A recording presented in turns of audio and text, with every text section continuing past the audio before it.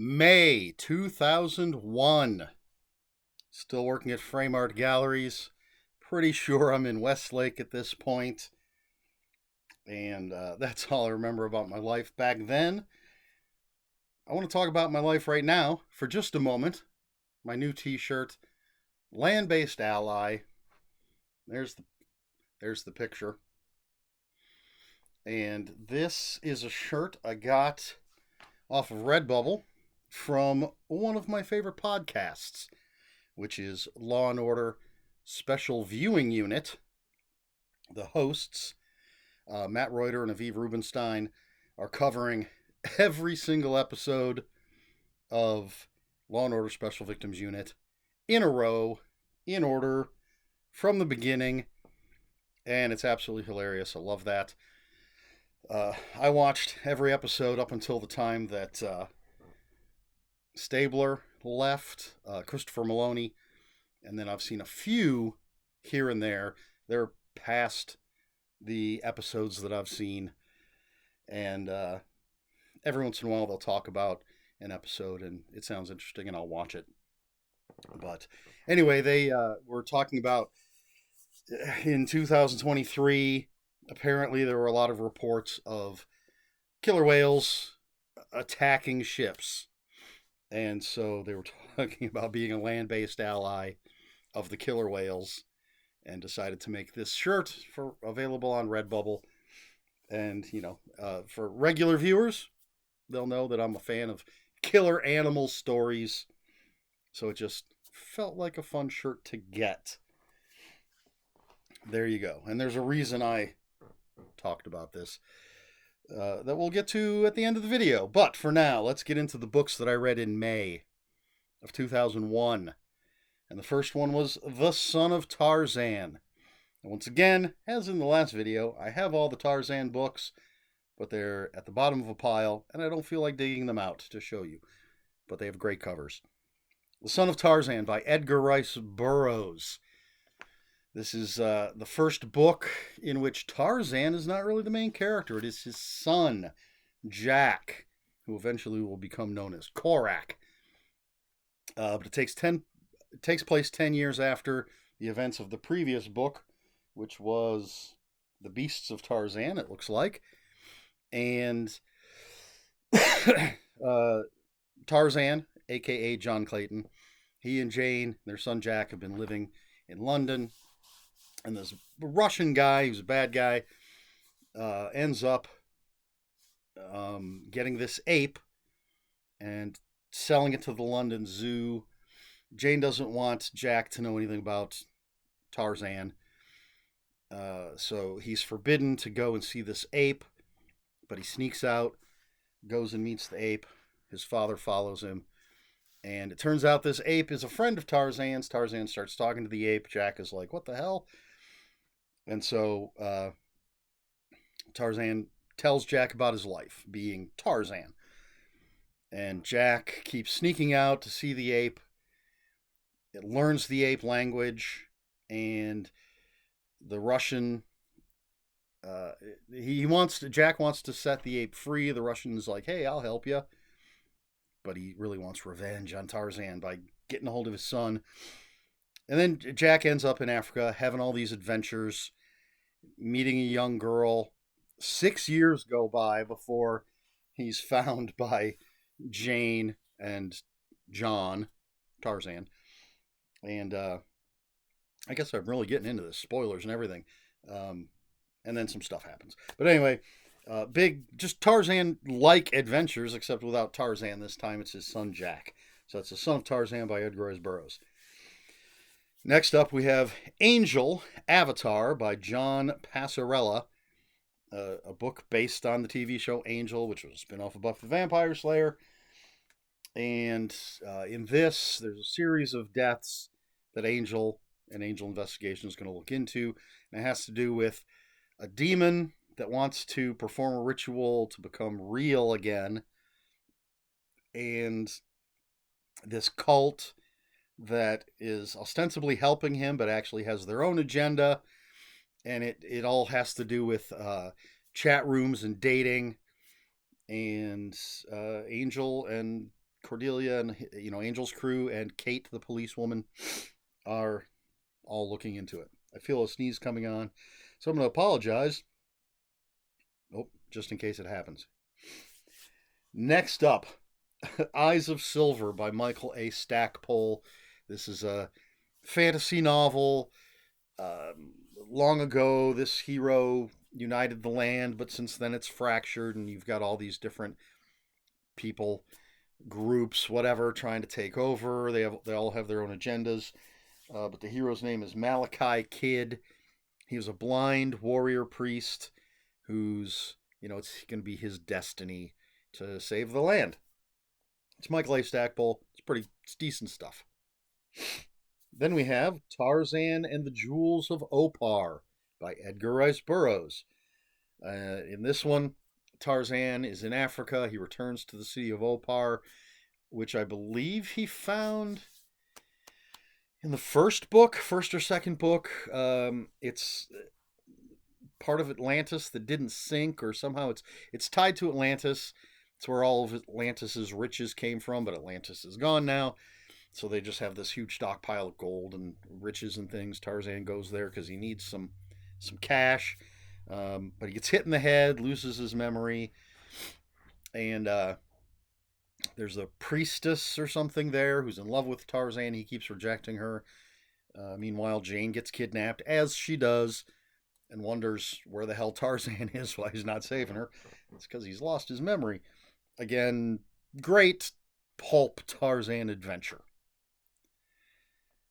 Next up, Groucho Marx, Private Eye by Ron Goulart. And this is part of the series where Groucho Marx is, in his spare time, solving crimes. And in this one, this sort of disturbed actress has been accused of murdering a plastic surgeon, and Groucho Marx is going to investigate, try to help her. These are a lot of fun, especially if you're a fan of the Marx Brothers, as I am, because it has that Marx Brothers humor in it. And it's an interesting mystery. I enjoyed this series.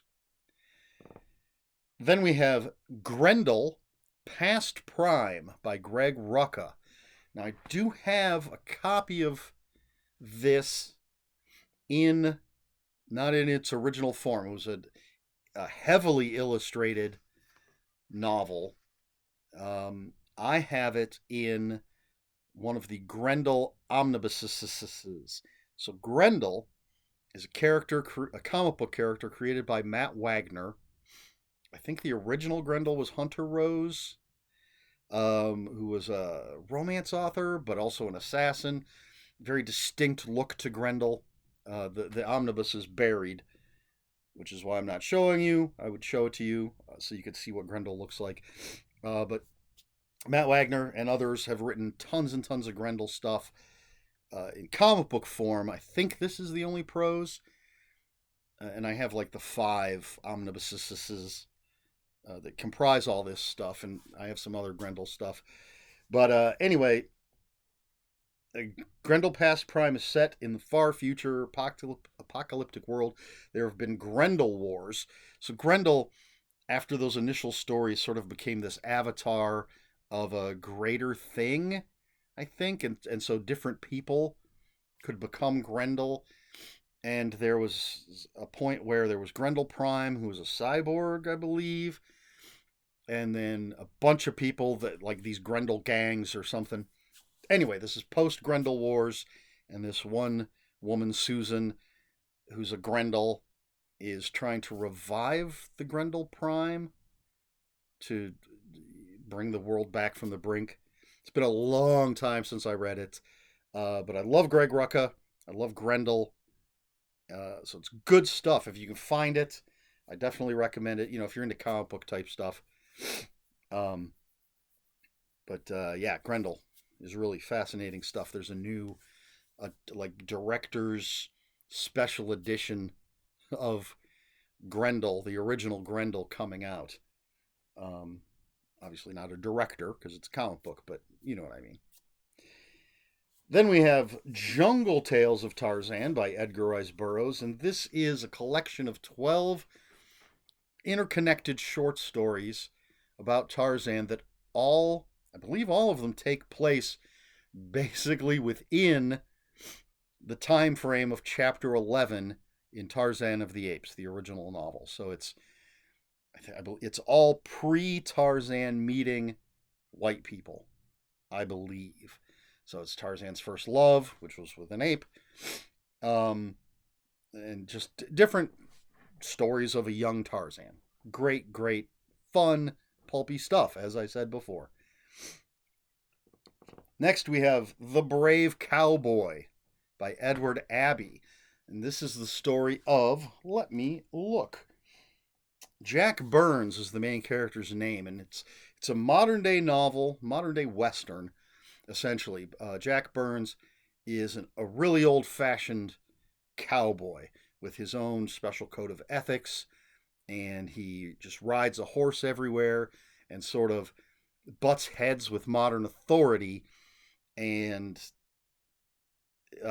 it becomes such a problem. Essentially, he goes on the run. He's trying to get to Mexico with the authorities after him, but he's living this glorified cowboy life. Essentially, the cowboy life that one would see in old movies. You know, he's the white hat, the good guy. Not sort of what modern history, or not, I don't want to say whitewashed, but maybe whitewashed history, whitewash history has sort of gone by the wayside, and we've learned things weren't always as wonderful as some people like to think, as far as being, a cowboy, the good guy. But that's what Jack Burns, did I get the right name? That's what he is. But he's on the run from the authorities. And is he going to make it to Mexico? Is he going to get away? Is he going to be able to eschew the modern life and live this old-fashioned way that he thinks is better? It's good stuff. I like Edward Abbey. He's got some very interesting things to say about the modern world. Then we have Predator and Prey, Judge, by Gerbod Fleming. I left an R out of his name. Apparently, I did. I just happened to know it was there, but I noticed it's not written down. This is from White Wolf Publishing, World of Darkness stuff, the second in the Predator and Prey series that introduces us to the concept of Hunter, the Reckoning. White Wolf finally got some human characters that you could play in their games. It's always been monsters before. This one is Vampire the Masquerade and Hunter the Reckoning mashup, and essentially you've got this middle-aged, just normal guy who discovers that there are monsters in the world, and he reluctantly becomes a hunter and meets other hunters and learns about more monsters and how to kill them and everything. But really good stuff. I really like this one a lot. I seem to remember enjoying the Predator and Prey series, which I think is 6 books, quite a bit. So even if you're not into the World of Darkness stuff and all the deep dive into all the clans of vampire and the tribes of werewolf and all the other things, if you just like urban fantasy type stuff where real world people dealing with supernatural things, the Predator and Prey series could be right up your alley. The penultimate book from May of 2001, Dead Rush by Ivan Navarro. And this is, the main character's name is Jason. He's I think, Georgia farm boy who discovers he has the power to resurrect people. And at the same time, in Chicago, Detroit, some city, there's a serial killer. The cops are looking for this serial killer. Well, Jay has been shipped off to whichever city it is, and he ends up resurrecting one of the murder victims, and his powers are, what's the word? I want to say transferable, but that's not the actual word I'm looking for. Anyway, if he resurrects somebody, they also get his power, and then if they resurrect somebody, they also get the power. So now you've got this string of dead people coming back to life, which is confusing the cops. We've got a serial killer. These people were killed, but now they're back. What's going on? But the dead rush, here's the thing. When you use the power, it gives you an orgasmic rush. And so it's not necessarily a matter of, people using it to be helpful, but they're using it to get this addictive orgasmic feeling. Wild, interesting book. Yvonne Navarro, great writer. One that I feel like I should read again. Excuse me. I never did sneeze. And then finally, the last book that I read in May of 2001 is Call to Battle by Doug Murray. This is another White Wolf World of Darkness novel. It's based on Rage, which is the werewolf card game. And I didn't write Rage down. I don't know why. Rage was a really fun card game based on Werewolf the Apocalypse. And it was my introduction to World of Darkness. I wanted to check out one of these collectible card games. Magic seemed a little too huge, and werewolves I found more interesting anyway. I have since played Magic, but Rage with werewolves, and you make your decks and you fight. It was really cool. So anyway, this book is based on that, and this is Call to Battle. It is book 1 of the saga of J No Name, except that the main character's name is Jay Caldwell, so he seems to have a name. But anyway, he's got problems, shipped off to military school, being abused there, and he discovers that he is one of the Garou, Garou, Garou, which is the werewolves in Werewolf, the Apocalypse. But he might be the product of genetic manipulation, and he finds others of his kind, and there's a conspiracy with the worm as the bad guys in the whole Rage thing, werewolf thing. So it's a werewolf novel essentially, but built around taking place in the whole World of Darkness. So not bad at all. And there you have it. That is what I read in May of 2001. So my question for this video isn't about any of that stuff, because I couldn't think of anything in particular. So I decided to ask, based on my t-shirt and where it came from, are you a fan of podcasts? And if so, what are your favorite podcasts? Maybe you'll tell me about one that I haven't heard, and it sounds interesting, and I'll find some new podcasts to listen to. I am a fan of podcasts, and my favorites, I've already mentioned Special Viewing Unit, but then the first podcast I really listened to was How Did This Get Made, which I absolutely love. Hilarious. It's Paul Scheer, June Diane Raphael, and Jason Mantzoukas, and then quite often they have special guests, and they're talking about, well, originally it was supposed to be bad movies, thus the title, How Did This Get Made? But occasionally they talk about not Oscar-winning movies necessarily, but huge blockbusters. They've done all of, like, everything in the Fast and the Furious franchise, which arguably good movies, bad movies, but they absolutely love them all. I've only ever seen the first one and parts of the third one. And they have in-studio episodes, but they have live episodes, which are always a lot of fun. Absolutely hilarious podcast. So, How Did This Get Made? Special Viewing Unit. Too Scary Didn't Watch is Amy, Emily, and Henley. And Amy loves scary movies. Emily and Henley are afraid of scary movies. So Amy will watch one, and sometimes they mix it up, and sometimes they'll have a special guest. But normally Amy watches the scary movie and then tells it to her friends. And there's some personal stuff. They're all best friends, so they chat about their lives and everything. And as I said, they'll have special guests. Paul F. Tompkins has been on. I love that guy.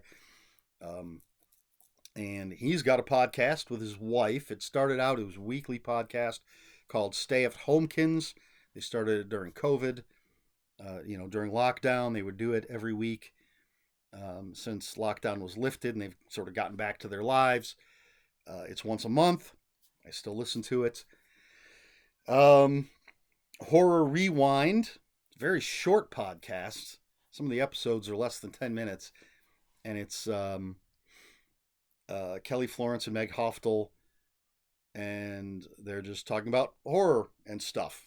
And again, and their lives. They're very fun. I love those two. I've had them on my channel a couple of times. They're great. I like their books. Really just a fun, even as short as it is. And I like longer stuff because I listen at work. But as short as it is, they're a lot of fun. 372 pages we'll never get back. This one, oh, it's such a tough podcast. I listen to every episode, and it's Mike Nelson of Mystery Science Theater 3000 and Riff Tracks, and then I'm drawing a blank on the other guy's name. He's a writer for Riff Tracks. I don't know if he wrote on Mystery Science Theater 3000, and he was a contestant on Jeopardy once. I just can't think. I don't know why I'm drawing a blank on his name. But anyway, it started with them reading Ready Player One, and essentially, which was 372 pages. And so that's where the title comes from of the podcast, 372 pages we'll never get back, because they just talk about how terrible the book is. So it's basically they're reading bad books and discussing them. And it's very, very in-depth. Like Ready Player One, when they read that, that's maybe 4 episodes long. Could be longer. I don't remember exactly. It's been a while because that was the first one they did. But they'll give an assignment. They have a Patreon, and they'll, we're going to read the first 5 chapters. So everybody can read it if they want, and then listen to like an hour and a half long episode, and then you read the next 5 or whatever the assignment happens to be. So they pick a bunch of different books, and they'll go over the books, however many episodes it takes. Then they'll have a little mini episode where they tell you what the next book is going to be, and maybe read listener mail. They've got different bits that they do, and the problem I have is Mike Nelson, more than the other guy, and a little bit with the other guy, but Mike Nelson really feels like a pompous ass. I just remember like he was talking about olive oil, and he's just like, and I don't know if maybe it's an act for the show, but he would talk about, he's like, well, everybody's had an olive oil tasting party and blah, blah, blah. I'm like, really? I've never heard of anyone having an olive oil tasting party. Not saying it's not a thing, but just to casually say everybody's done it. And he talks about, if it's not classical music, it's garbage. If it's not classical literature, it's garbage. And quite often, since they do a lot of self-published stuff, it feels like they're punching down. I have no problem with them going over, they did Ready Player One, Armada, Ready Player Two. They did Artemis by Andy Weir, who wrote The Martian and the Hail Mary Project and stuff. They did Lair of the White Worm by Bram Stoker, things like that. Tyra Banks, Model Land, the Sean Penn book, but they've also done self-published stuff, tiny stuff, and like in comedy, they say you shouldn't punch down, and it definitely feels like they're punching down at these people that are just happy to write a book and self-publish it. So they're funny guys, but Mike Nelson absolutely has a grating personality on this podcast, and I don't always agree with the things they have to. A poorly written book is a poorly written book, but some of the things they say about them just doesn't sit right. I still listen, and maybe I'll find a book that I actually am interested. Actually, there is one. There's one book that I'm interested in reading. I can't remember exactly what the title of it is. it'd be easy for me to find. It's a fan fiction Harry Potter book that's apparently pretty infamous, and it sounds ridiculous. I've read a little bit of a sample on Amazon, and it reads it's ridiculous, but it feels like a Troll 2 or Birdemic kind of ridiculousness, which are movies that are horrible, horrible movies, but incredibly entertaining, in my opinion. So anyway, wow, this has been a long talk about podcasts. So those are some of the podcasts I listened to. Um, Went off on a rant on Mike Nelson. Do you enjoy podcasts? What do you listen to? I know true crime is popular. I don't listen to a lot. There's a bunch out there, and there's others that I listen to, but I've already gone on far too long. Let me know your podcast thoughts in the comments below. And if you have any comments, questions, or corrections, please put those in the comments below. Comments are open for spoilers. Just post a spoiler warning. Try to be polite here on my channel. Please like, share, and subscribe, all the usual YouTube stuff. And if you'd care to follow me on other social media, my Twitter is at Ronan5757. My Instagram, where I post pictures of books, comic books, board games, and fuzzy animals, is Eric Smith 5757. That's Eric with a K, ERIKSMITH 5757. And if you're on Blue Sky, I am at EL Smith. I had to think about that for a second. All right, that's all I've got. So until next week, yeah, this is what I'm supposed to be saying. Until next week, read more books.